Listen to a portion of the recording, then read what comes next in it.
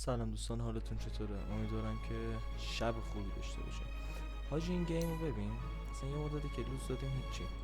این گیم رو نگاه کن. تو این دست من کری لونا برداشتم. خب از اول بازی اینا پدر منو در آوردن. خب به خصوص تاینی و این نامرد که اسپریت بریکره.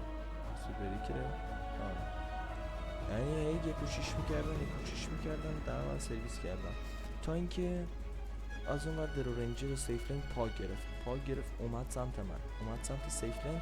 3-4 بار درو رنجر رو زدم، پا گرفتم اینجا اومدم جلو. اینا ام وی پی بازی هم شدم. نمیدونم چرا نمیاره من ریپلی کنم بازی رو ببینید. ام وی پی بازی شدم و بازی رو وحشتناک باحال جمع کردم. اسنایپر بازی که کیس میکرد کلا، اصلا تو فایت نبود، میومد یه شیش میکرد میرفت. از این ور تانک ما کی بود؟ اینجا بلاد بود. کی تانک بلاد برمی‌داره؟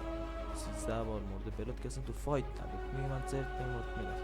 تنها کسی که خوب اینجا کمک من کرد خدا وکیلی اس اس بود. یعنی واقعا خوب کمک من کرد. شاید شما اومد قشنگ بازی رو با هم جمع کرد و آیتما رو نگاه کنید.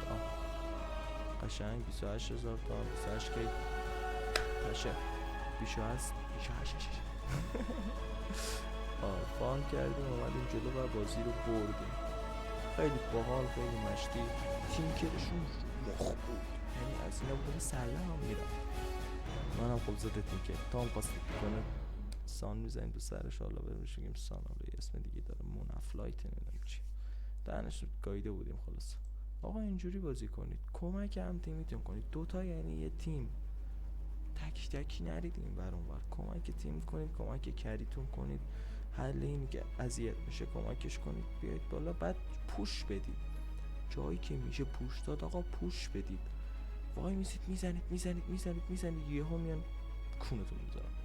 آقا پوش بده، تا زدی پوش بده، نذار لین تو تا تجمع کنن بعد دوباره پوش بده. در ما سرویس میشه دیگه. مثلا مراقب خودتون باشین. شبتون بخیر.